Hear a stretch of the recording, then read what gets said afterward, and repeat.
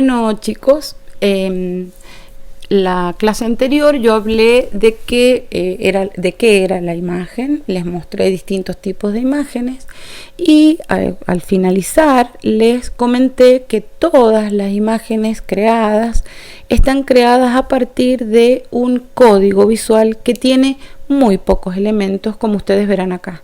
Estos son los elementos del código visual: punto, línea, plano, volumen, textura y color.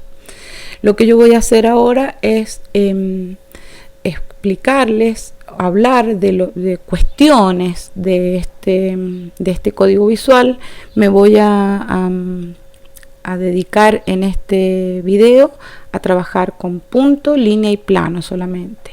Y volumen, textura y color quedarán para el próximo video. Los lenguajes, digamos, los lenguajes tienen una serie de elementos, pero por ejemplo nuestro lenguaje escrito tiene muchos elementos. En cambio, el código visual, que se usa para tantas cosas como ustedes ya han visto, tiene muy pocos elementos. Ahora bien, cada uno de ellos tiene una serie de cuestiones, de características, de funciones, de formas, de cualidades que los complejizan. Ahora, nunca el código visual es tan directo como el lenguaje verbal. El lenguaje visual es menos directo, es más raro. No se lee la imagen de la misma forma que se lee un texto. Es distinto porque este código opera hacia su interior de una forma rara. Entonces vamos a tratar de ver las cuestiones generales como para poder aproximarnos a las imágenes y poderlas leer con mayor amplitud. Yo voy a empezar por el punto, que ustedes ya saben que lo que es. Ustedes saben lo que es un punto. Y hay una gran cantidad de usos que tiene. Y yo acá he tomado dos perspectivas en relación a su definición. El punto geométrico sería la intersección entre dos líneas, ¿sí? Hay una línea y otra que se cruzan y donde se tocan, eso es lo que sería un punto. Pero en el ámbito de las artes visuales o de las artes plásticas o de la gráfica, es el elemento mínimo del lenguaje visual. Entonces, lo mínimo de lo mínimo que se puede hacer en una imagen es un punto. Y tiene algunas características. La primera es que es pequeño. Es pequeño, tiene que ser chiquito porque si no ya no es un punto. El punto no tiene dimensiones, no se puede medir. Se pueden medir en cantidades, pero no en particular. Por lo tanto, tiene que ser muy pequeño. Si se pudiera medir en alto y en ancho, por ejemplo, ya sería un plano. Después dice acá, tiene cualquier forma. Es decir, que no necesariamente es redondo, aunque el punto desde la perspectiva geométrica sí lo es. Pero si se fijan en este mismo escrito que tengo acá, y tengo dos puntos o punto y coma, que son cuadrados. Entonces puede ser cuadrado, puede ser redondo, puede ser irregular con forma de estrella, como con forma de una pequeña coma. Es decir, tiene una infinidad de formas. Cualquier forma puede tener. Aparte que es tan chiquito que importa, ¿no? Miren lo que les he puesto acá. Significa tanto solo como en conjuntos. Y sí, significa solo algo y en conjunto significa otra cosa. Si yo, que no le he puesto acá nada, un punto acá. Esto significa una cosa, punto final. Y acá significa otra. Quiere decir que esto sería en el lenguaje escrito, ¿no? Pero en el lenguaje visual pasa lo mismo. No es lo mismo un punto que dos o que miles. Entonces, en el conjunto permite diferentes niveles de densidad, que es la cantidad de puntos que se juntan o que se alejan, ¿sí? La cantidad que haya en una determinada representación. Por su tamaño dan la sensación de profundidad, es decir, que crean la sensación del espacio. Les muestro rápidamente unas imágenes elaboradas con puntos. En esta primera ustedes podrán ver allí los niveles de densidad de los que les hablo. En esta zona, por ejemplo, están menos densos que en esta zona. Y en esta zona, si nos vamos acercando al centro, hay tantos que de pronto se han convertido en un plano o en una mancha. Entonces, esos serían distintos niveles de densidad. Acá también hay distintos niveles de densidad, porque hay muchísimos acá, están tan pegados uno al lado del otro que directamente parecen una línea. Acá están un poquito más alejados, y esas líneas que están conformadas por puntos, ustedes saben obviamente cómo se llaman, líneas de punto. ¿Por qué? Y porque están organizados siguiendo la forma, en este caso de una línea recta, en este caso de una línea curva, ¿no? Entonces, esta sería una imagen de distintas densidades en una imagen no geométrica, y en esta sería geometrizado.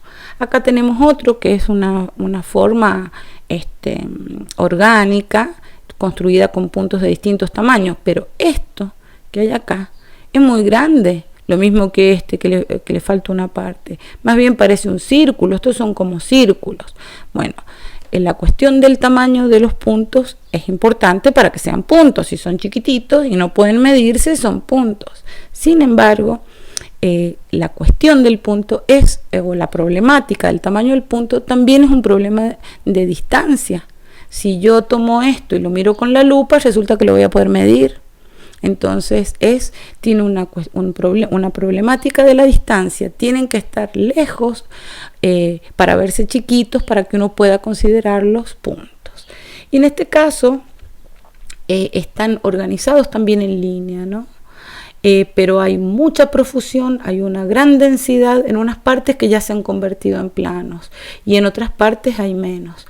En este caso no representa nada, en este caso tiene una tendencia orgánica, en esto sería algo geométrico, y acá sería algo realista, les diré. Es decir, que se pueden usar para construir cualquier tipo de imágenes. Les muestro esta porque es una imagen muy linda.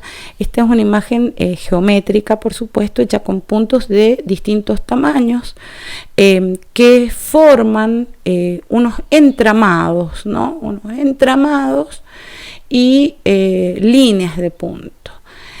Pero tiene algo esta imagen que a mí me interesa que vean. Supongo que a ustedes les pasará lo mismo que a mí, y es que da la sensación de que se mueve. Eso tienen las imágenes construidas con puntos, que es esa especie de dinamismo.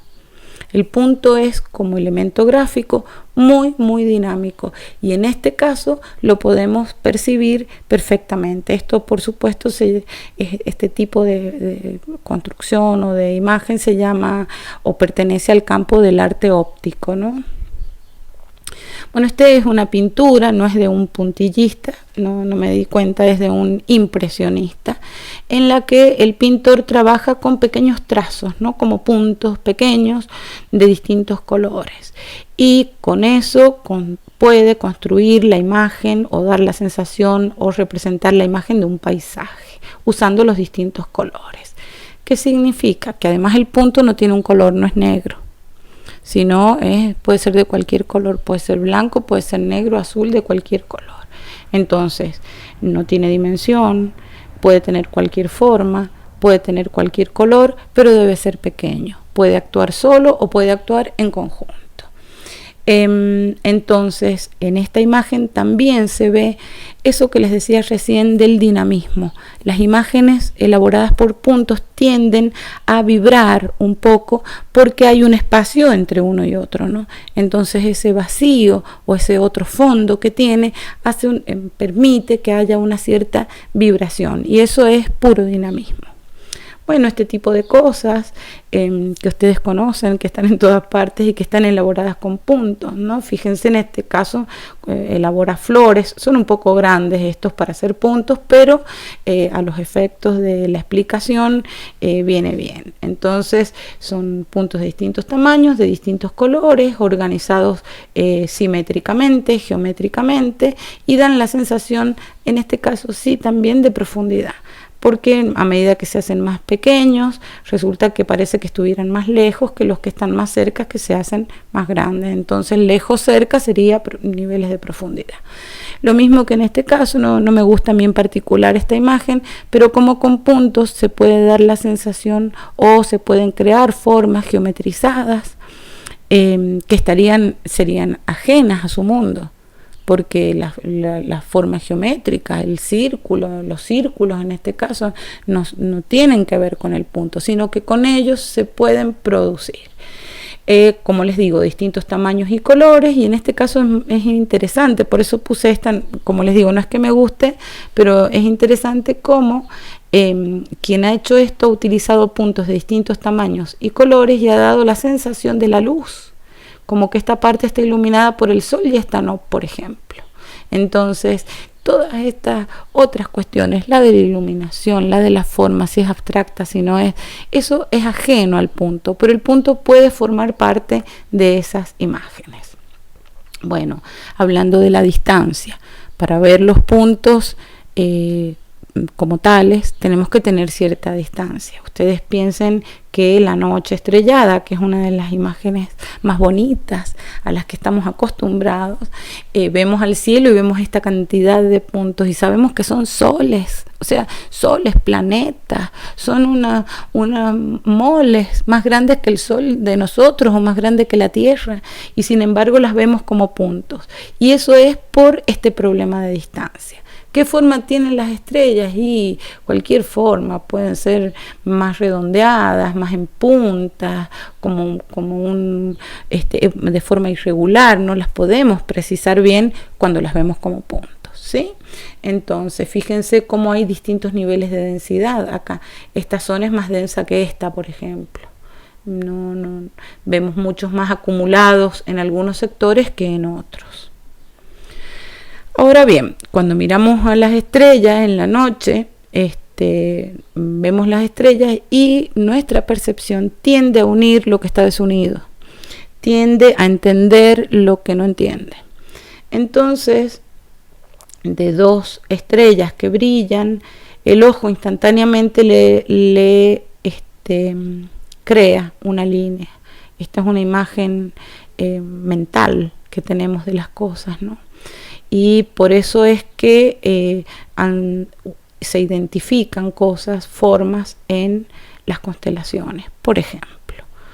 Entonces, en este caso, una construcción humana que a partir de los puntos que son las estrellas, les traza esto que se llaman líneas y que es otro de los elementos del lenguaje visual que vamos a ver ahora.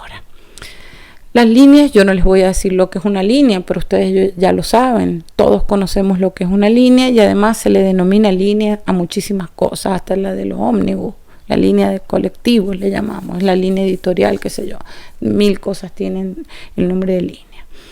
Pero nosotros vamos a irnos a la concepción del lenguaje visual, ¿no? Y sabemos que la línea no es una cosa. Es decir, no existe una línea que es la línea que esté en un lugar. Y entonces todas las demás son representaciones de esa cosa. Así como existe una piedra, por ejemplo, no existe una línea. Porque la línea es una abstracción, es una creación humana abstracta que no existe en la naturaleza. Las cosas tienen la forma de una línea, pueden ser con forma de línea, pero la línea, como les digo, es un concepto, es puro concepto humano. De todas maneras, hay distintas formas y hay distintos tipos. Entre las formas, las más básicas, que ustedes ya las conocen, la línea recta, la línea curva, la línea ondulada, la línea quebrada y esta otra línea que se llama mixta. Quiere decir que une lo ondulado, lo curvo, lo recto, lo quebrado. Bueno, entonces, estos serían los tipos de líneas con los que se trabaja.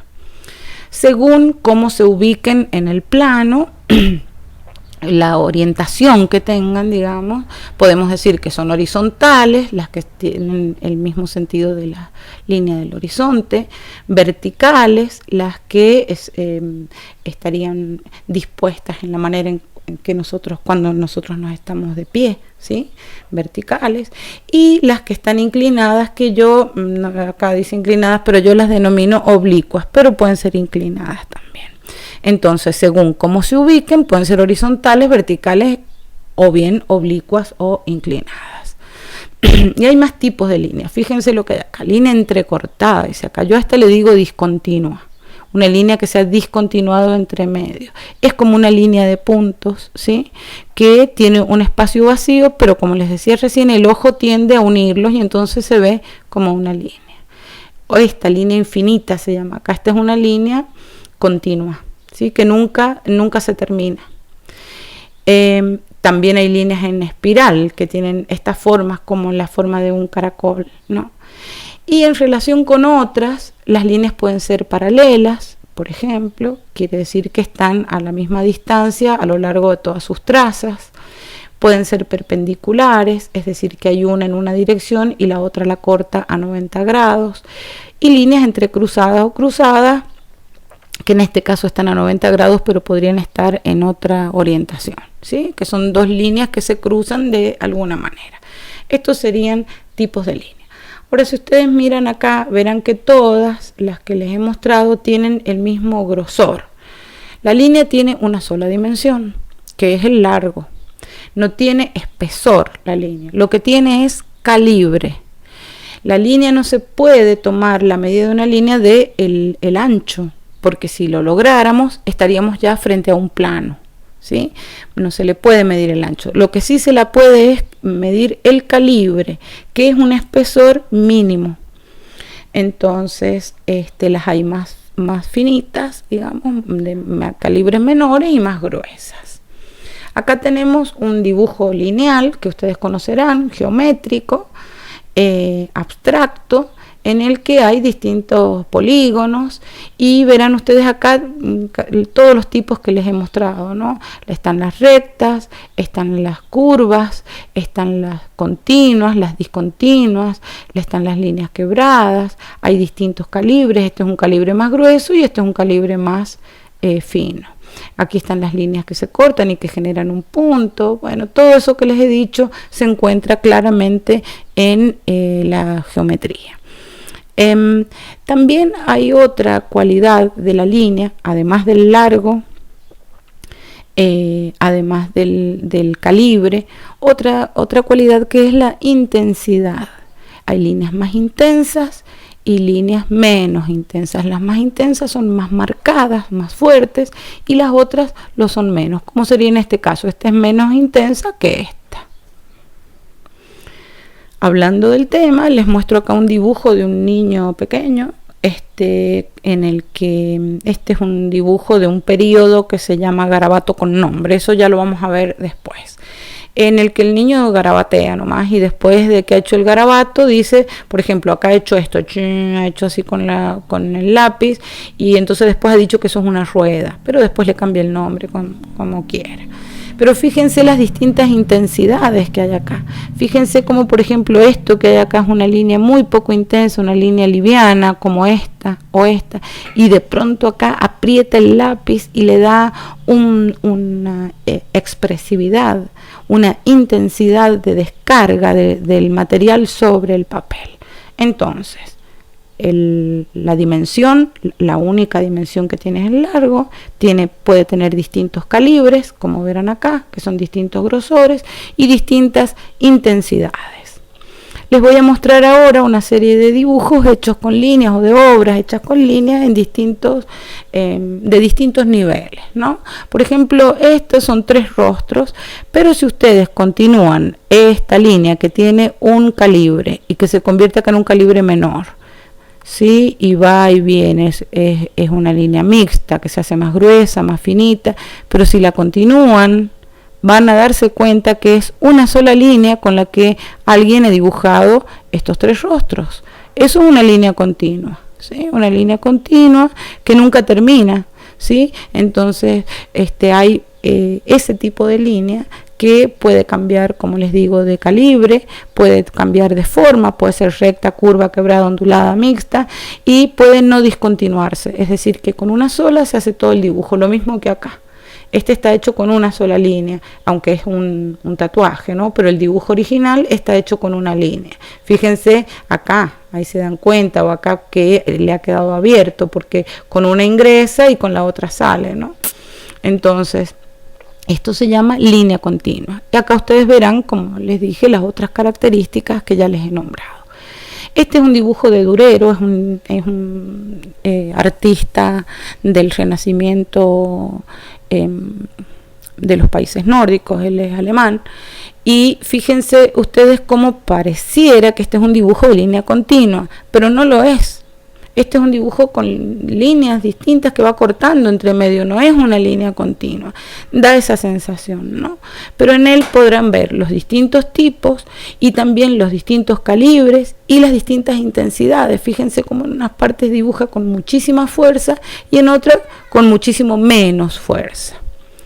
Bueno, acá tenemos un dibujo arquitectónico geometrizado en el que también vemos todos los tipos de líneas, rectas, curvas, onduladas, quebradas, con distintas intensidades. Fíjense qué intensas estas y qué poco intensas estas líneas que hay allí. Está organizado en un dibujo en perspectiva que se llama propiamente dibujo lineal. Y este fiero que les he puesto acá bien feíto el dibujito, pero es para que recuerden ustedes otro tipo de línea que también conocen, que es la línea de contorno. La línea de contorno entonces recorre la parte exterior de una forma, no ingresa a definir, ni a dibujar, ni a representar nada hacia el interior, sino que marca la diferencia que hay entre la figura y el fondo, separa el fondo y la figura. En este caso tiene todos los tipos, recta, curva, quebrada, ondulada, qué sé yo. Bueno, les muestro ahora una obra de Land Art, sería el arte de la tierra. Son unos artistas ecológicos que hacen estas grandísimas obras, en este caso en una playa. Una obra que por supuesto es efímera, porque cuando crezca la marea se la va a llevar a la obra, se va a llevar el dibujo. Pero fíjense lo que ha hecho. Ha trabajado con líneas curvas, rectas, onduladas, quebradas de distinto calibre, de distintas intensidades, es decir, que todas las características que les vengo nombrando, líneas que se cruzan acá, que se cortan y que forman puntos, todas estas características que les vengo nombrando también están acá, aunque no se parecen nada a los otros dibujos que les he mostrado. Lo mismo que esto. Esto es un dibujo, una escultura, hecha con alambres. Y entonces hay dos leones ahí hechos con alambre. Pero aunque estén hechos con alambre y el alambre no es una línea, pero sí lo puedo leer como tal, o en este caso actúa el alambre como una línea que dibuja. Entonces, nuevamente, las distintas intensidades, los distintos calibres, los distintos movimientos, formas y tipos se pueden encontrar también en un dibujo lineal hecho con alambre y que no está en un plano, no está en un papel, sino que está en el espacio, está en la tercera dimensión. Acá les muestro muy rápidamente una obra de un artista, es un ilustrador argentino, es mendocino, se llama Luis Escafati, es uno de los, según mi humilde modo de evaluarlo, uno de los mejores ilustradores argentinos. Y él trabaja con línea, es un maestro de la línea, pero fíjense lo que hace. Por ejemplo, acá escribe palabras y son tantas las líneas ahí que ya no se distingue una de otra, no es tan claro como por ejemplo lo es acá. No se distinguen, sino que se empiezan a entramar las líneas. Lo mismo que esto que hace acá con línea continua, una al lado de la otra, de pronto genera mucho movimiento, pero de pronto esto ya se convierte casi en un plano, porque es como si fuera una trama de líneas, ¿no? Lo mismo que lo que hace con el piso. Igual en esta imagen hay planos, estos planos negros, qué sé yo, pero es como para que vean cómo con la línea se pueden generar tramas. Esta es una trama, por ejemplo. Acá viene la línea recta, se quiebra y después hace estas líneas mixtas que se reúnen más en un lugar que en otro, que tienen distintos calibres y distintos movimientos, todos los tipos de líneas, Pero fíjense que esto no es una línea de contorno, sino que por la sucesión de líneas se ha generado lo que se denomina una trama. Y una trama ya está más cerca del plano que de la línea. Les muestro rápidamente unas obras de Gabriel Dago, es un artista mexicano que trabaja con hilos y luces, ¿no? Entonces él tira los hilos que operan como líneas y los sujeta con clavos y genera estas formas maravillosas que son translúcidas, ¿no? Pero ya se ven como un entramado, como si fuesen formas físicas, táctiles, ¿sí? Que se pueden tocar. En este caso, en este arco iris que hace él, ahí se ven con más claridad donde se sujetan los hilos, ¿no? Pero fíjense lo que es capaz de hacer con la sucesión de líneas, es decir, con las tramas. Bueno, este es otro artista, este es un artista japonés que se llama Chiharu Shiota, y él trabaja no de esta manera controlada y de esta manera geometrizada, sino de una forma más irregular, también con hilos con los que envuelve, en este caso es un piano y las sillas de un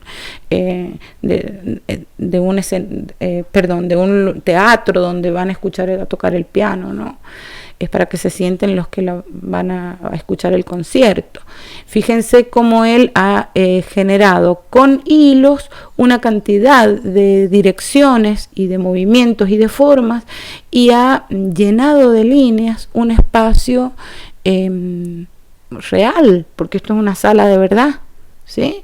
Entonces, como la línea sale, digamos, del concepto abstracto, de lo geométrico, se sale del papel en el que se dibuja o de la piel en la que se dibuja y pasa a instalarse en el espacio tridimensional. Y este es una escultura de una artista argentina que se llama Silvia Gay. Ella es una textilera y trabaja con tejidos. El tejido ya es pura trama de líneas que tienen mayor y menor cercanía entre ellas, dejan espacios huecos y otros no. En este caso ella se dedicó en un tiempo a hacer las vísceras humanas, ¿no? Y los tejidos celulares, todo tejido al crochet es. Y también Silvia Gay lo que hace todos los procedimientos femeninos de las abuelas, qué sé yo, ponía estas cosas, son rígidas porque les pone azúcar, como las abuelas que le ponen esos pisitos, como un almíbar, así para que se pongan rígidos. Bueno, ese tipo de cosas hacía. Pero en este caso no es que no haya líneas, están las líneas, pero ya directamente entramadas. Y eso ya es primo hermano o ya es parte de lo que consideramos el plano. Fíjense acá, esto es una trama, una tela de una gasa en la que se ven perfectamente las líneas cruzadas y a través de la trama pasa el aire, les diré, pasa la luz. No es un plano liso, pero digamos está asociada directamente con lo que consideraríamos un plano. Lo mismo que este dibujo con líneas de distinto calibre, que uno al final no sabe cuáles son las líneas, si las blancas o las negras, ¿no? Porque en un momento el fondo y la figura se mezclan. Pero bueno, estos ya serían tramas y, como les digo, ya primas de los planos. Bueno, ¿qué es un plano? También lo saben. Entonces yo leí estas cosas de geometría y sé que es la representación de una superficie, pero es una representación. En geometría, un plano es un objeto ideal que solo posee dos dimensiones. Es decir, el punto no tiene dimensionalidad, la línea tiene solamente largo y el plano lo que tiene es altura y ancho, ¿sí? Y es una superficie, pero es ideal. Todo lo que vemos, por ejemplo, yo agarro una cartulina, es una cartulina, no es un plano, sino que tiene la forma plana, es decir, tiene alto y ancho y no se le puede medir el espesor ni la profundidad. En el campo de las artes hay distintos tipos, geométricos y no geométricos, regulares e irregulares. Ahora vamos a ver algunos, que acá yo me he equivocado con esta imagen, porque dice que estas son figuras regulares, pero esta no lo es. Este es un pentágono, acá deberían haber puesto un hexágono, pero como tomé esta foto de internet, realmente no corroboré eso. Pero las figuras regulares tienen los lados y los ángulos iguales. Entonces, si este fuese un hexágono, este un cuadrado y el triángulo equilátero serían los únicos geométricos regulares. Todas las demás figuras geométricas son irregulares porque tienen los lados o los ángulos desiguales, es decir, que tienen otras formas, ¿sí? Pero tenemos acá formas regulares, geométricas, con formas reconocidas por nosotros, y acá tenemos también formas geometrizadas, pero que son irregulares, lo mismo que estas no son geometrizadas, sino que simplemente son formas o planos irregulares. Acá tenemos una imagen de una obra hecha con planos, es una especie de simetría en blanco y negro, y ustedes verán que, por ejemplo, entre este plano y hay una línea que divide, pero no es una línea de contorno, no es una línea de contorno dibujada que separe la figura del fondo, sino que pero la línea la estamos viendo, es más, la podemos medir con el centímetro. Entonces, ¿cómo se llama esa línea? Esa línea se llama línea de recorte. ¿Por qué? La línea de recorte es cuando un plano se superpone a otro, genera la forma de una línea y se llama línea de recorte. Entonces, tenemos un plano que no alude a la profundidad, y en este caso es liso y tiene formas planas, irregulares.